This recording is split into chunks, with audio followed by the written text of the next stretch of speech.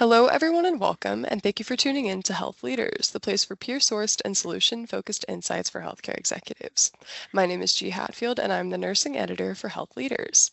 Today, we are speaking with Linsey Paul, who is the Chief Nursing Officer for the Mercy Health Lima market, about her career and her thoughts about trends in the nursing industry. So, hi, Linsey, how are you? Hello, wonderful. Thanks for having me. Of course, thanks for coming on. So let's jump right in. How did you begin your journey into nursing? Yeah, it was at a very early age. I was actually 9 years old, and I was in a car accident with majority of my family. Oh, wow. Um, uh, Someone didn't stop at a stop sign, rolled about 6 to 7 times, ended up actually in our emergency department here at St. Rita's in Lima. Um, I was 9, like I said. I woke up and I had people cutting off my clothes. I heard my sister screaming in the next room. I couldn't see Wow. her. My parents were nowhere there, but was in the car with me, obviously driving. And I looked to my left, and I could see my brother hooked up to a bunch of lines. At that point, I didn't know they were lines, but a bunch of things, Mm-hmm. and started panicking. I would say, and I remember someone coming up and holding my hand and telling me that my parents were in down the hall doing fine. My sister really was doing okay, Mm-hmm. that she is completely fine, and my brother was going to go to the best place possible to be okay as well. She told me I was fine. She told me when my aunt and uncle were going to be there with me. Mm-hmm. So I look back, and that nurse, she didn't save my life that day, didn't need saved. And I have compartment syndrome. She didn't have to do CPR on me. She Mm-hmm. just had to tell me what was going on and what were the next steps. And to me, from that part, like that part of my life, that it was so tragic, it's brought so many good things. And one of Mm-hmm. those things is I knew I wanted to be a nurse, but really I wanted to be an emergency department nurse at St. Rita's, because of that nurse who took my hand. Mm-hmm. Absolutely. Well, first of all, I'm so sorry that happened. I'm happy you and your family are all okay. Yeah. That's scary. But thank God for nurses in those situations. Nursing Yeah. interventions, just Mm-hmm. just tell us what's going on. Absolutely. Yeah. I can remember all of my hospital stays that I've had, or even just going to the doctor. The nurses have always been so helpful and welcoming. So I have a big appreciation for the profession for sure. And you also Um, remember the bad ones though too, right? It's not just the good yes. ones. So it shapes who we are and how we practice. For sure, for sure. So who have been some of your biggest influences? I would say, honestly, my parents. My father is a very optimistic person, very positive. From a very young age, I remember there was a sign on our bunk beds that said, don't get out of bed unless you have a smile on. Hmm. Listening to Zig Ziglar cassette tapes, on our way to church and on our way home. So there might be problems and life might have you down, but what's the brighter side, or what you gonna do to fix it? Hmm. My mom was um, a very her work ethic, making sure her kids had better than her as she grew up in an unfortunate situation. However, I saw her factory closed down, and she had to go back to school, and she was quite a bit older. And I remember being in middle school and watching her. She was up when I went to bed, and she was up when I got up, and she's studying. And you have to work hard for what you're going after. So those two, multiple leaders in my life. Rob Recker, which is still the ED director today. I grew up multiple years under him. He has shaped the way that I look at problems, how I solve problems. Rhonda Bean, which is the CNO in our Springfield market, um, how to lead through challenging situations. Jean Davila is our CNO, COO up at St. Charles, and has been my mentor for years. Um, so multiple people. Absolutely, yeah. So what was your best mistake and what did you learn from it? Um, Best mistake was probably saying yes to leadership roles. Maybe not even just the first one, Mm, but to ones that maybe I didn't even know if I wanted or not. mhm, Um, it pushed me out of my comfort zone, mhm, taught me the value of vulnerability and leadership, learned to seek input, to build the collaborative teams. And I don't know, to fill the knowledge gap, you have to be uncomfortable. You have to get comfortable being uncomfortable and saying absolutely. yes, even on the times where I'm probably should have said no, was probably my best mistake. Absolutely. Well, it's always good to, it's always good to jump in, I think. It can Head definitely first be or feet scary. first? Yeah, I mean, I guess it depends on what you're jumping into. Yeah, so what do you think are some of the biggest challenges currently facing CNOs? Are there things that you're seeing happening that people maybe aren't even talking about yet, that you're keeping an eye on? Uh, yeah, so I would say the biggest challenge is navigating the workforce shortages, addressing the burnout. We say burnout a lot, but addressing it, adapting to the changes in technologies and embracing them. The different care delivery models, I actually get pretty excited about, but balancing cost efficiencies with quality of care, diversity and inclusion, workplace violence are equally pressing issues too, all requiring strategic planning and focus. hmm Absolutely. So, going one by one on those topics, what are some of your thoughts about recruiting strategies for both newer generations of nurses and then also retention for more seasoned generations of nurses?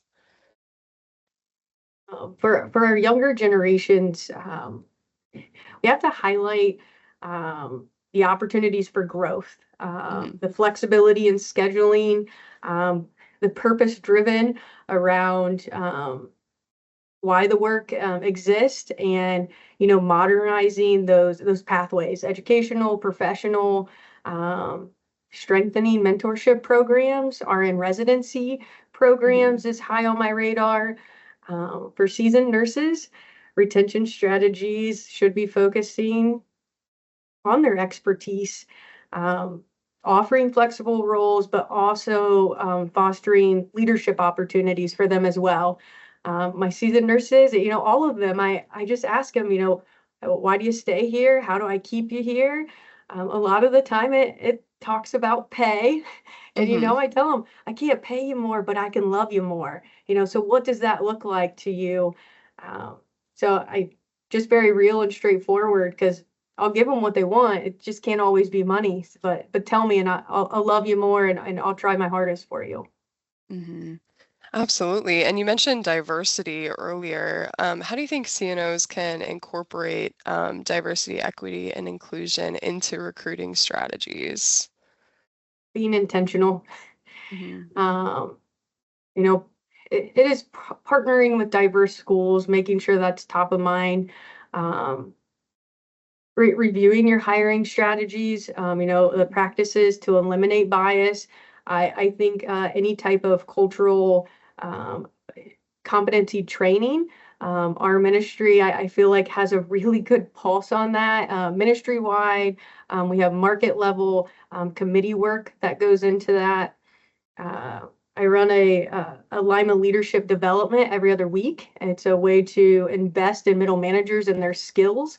So we do have a focus on what can we do, what speaker can we bring to this group that can then take those back to frontline staff. So again, just being intentional of what groups are coming together and where can you push that information to have the largest impact.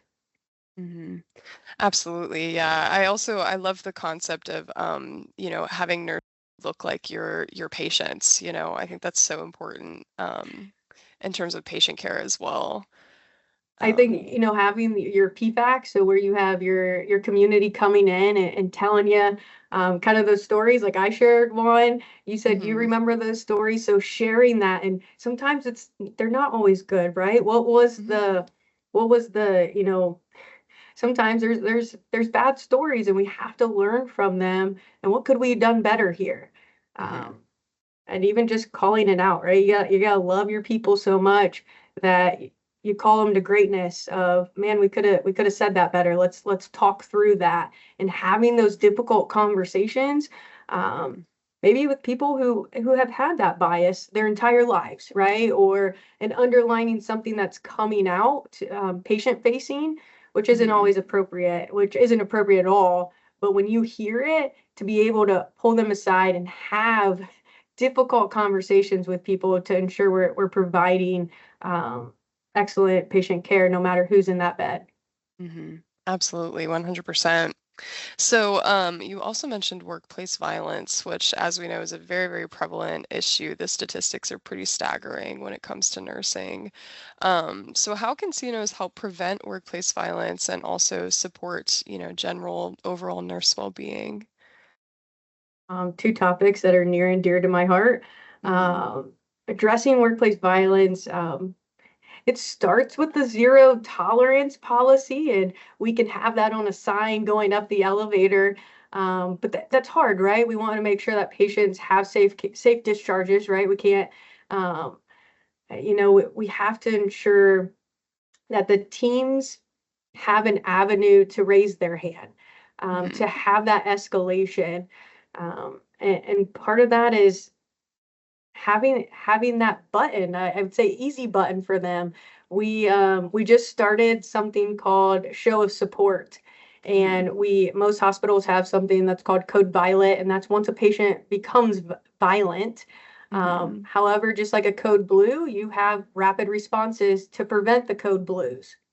So Hmm. we've started a show of support that empowers nurses, any part of our clinical teams, to hit that button, to call a show of support. One, it's overhead, right? Hmm. Some people can be in denial of how much workplace violence lives in these four walls or any hospital.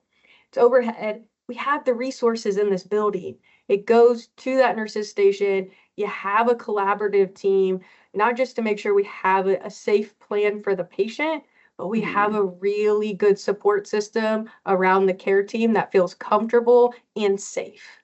Hmm. Um, nurse, Absolutely. Nurse well-being, I think, is a whole other avenue. We've created a strategic pillar in the Lima market in our nursing strategy. It's not called Hmm. nurse well-being; it's called self-nurturing. Um, Mm. so the whole concept of self-compassion and um, it's not always about a pedicure or a massage to prevent burnout or to have well-being, but what's it look like for a workday wellness or um, self-nurturing, to make sure that you can come back activated, rather than that to live in that burnout. So we have a ministry committee that I'm going to be a part of. I'm excited about talking about nursing coaches. I'm really excited. There's a lot of ideas out there, and I have a team that's developed just in Lima to ensure that we tackle this, and again, intentionally best practices, not just saying that it's part of our pillar. What are we Hmm. actively doing around it? Hmm. Absolutely. Yeah. I think with things like wellness too, it can kind of fall between the cracks a little bit with like you're saying, you can say it until you're blue in the face, but until action happens, it doesn't really mean anything. Amen. Um, yeah, We absolutely. should have another interview in a year. I'll let you know how we do. Yeah, absolutely. I would love Hold me that for accountable, sure. okay? Will do. Um, Yeah, so obviously in nursing, there's all kinds of technological innovations that are happening quite rapidly. So I wanted to ask you, what are your thoughts on AI and how do you think it's going to impact the nursing industry?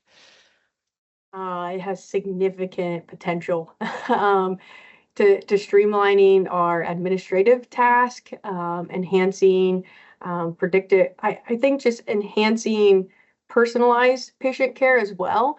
I don't think that you can take the human touch, out of what a nurse, a physician, our techs do day to day. Our nurse's role is to be that critical thinker, Hmm. And you can't replace that. But you can have ambient listening to where a nurse is in that room, completing a head to toe assessment, narrating her care as she goes out loud, make sure that Mhm. patient's informed, and have ambient listening on the computer, on the TV that then can document in the EMR and that flow sheet, right? Mhm. Working smarter rather than harder, being more efficient and tapping in, if you ask nurses why they became a nurse or why they love their job, it's not documentation. I've Mhm. not heard Yeah. that one yet. Yeah. So how do we use it for strategic things, virtual nursing, the care delivery model? Again, not replacing that nurse at the bedside, but being able to give them back what they love to do as a nurse, rather than the tasky things that AI could help us with. Absolutely. Yeah. I think it's definitely about it reducing that administrative burden. And as you said, I think you'd be hard pressed to find somebody who picked a job because they like documentation. Yeah, I don't think anybody likes doing paperwork. no. Yeah, yeah. So, I wanted to ask too, obviously, we're entering a new administration in the United States, and a lot of healthcare things are currently maybe a little bit up for grabs.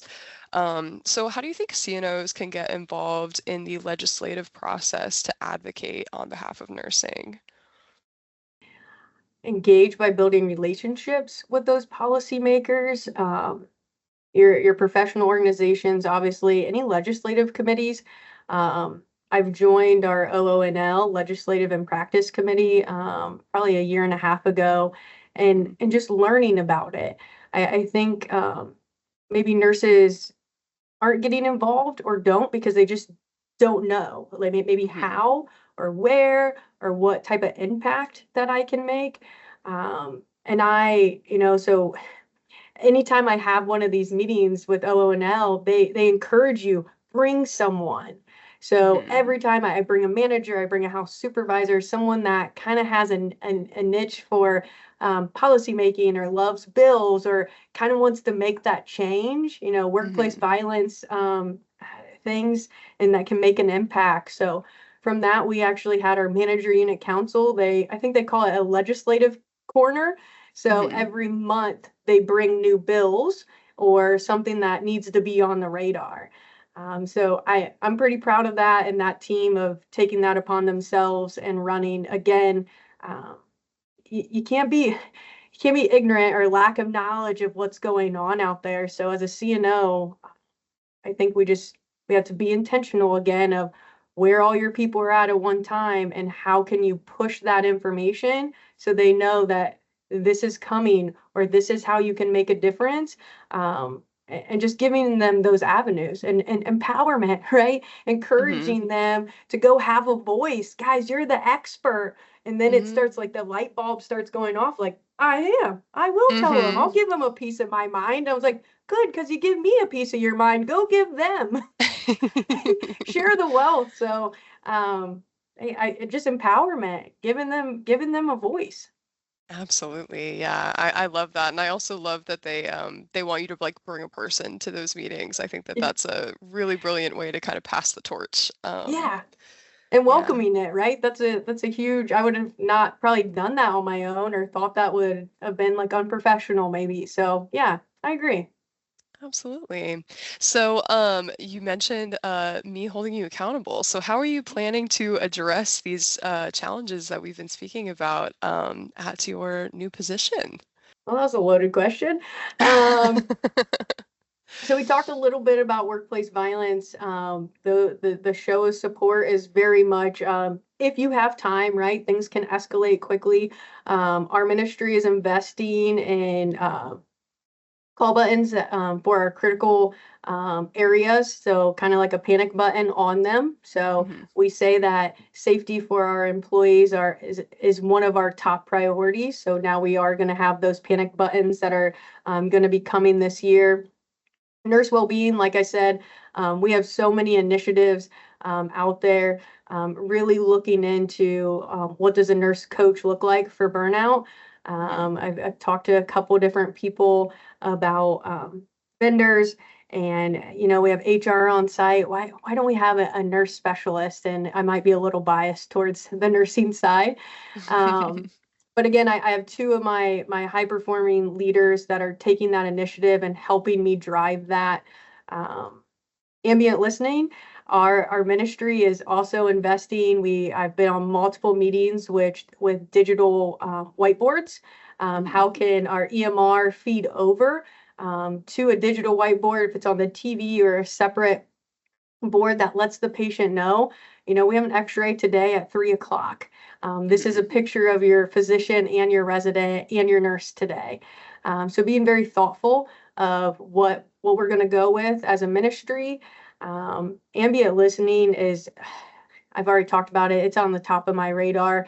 I wanted it yesterday. So continuously having those conversations. Virtual nursing is on the table as well. We want to make sure that when we develop if any type of technology, new technology in our rooms, that we can build on it, right? We don't want these segmented things that can't cross over with any of our EMRs or other applications. So ongoing conversations. Obviously, I think anybody's goal is to have that smart room, which may be a couple years off, but a girl can dream. We're getting iPads. I've already purchased iPads for every single one of my leaders, and that may sound simple.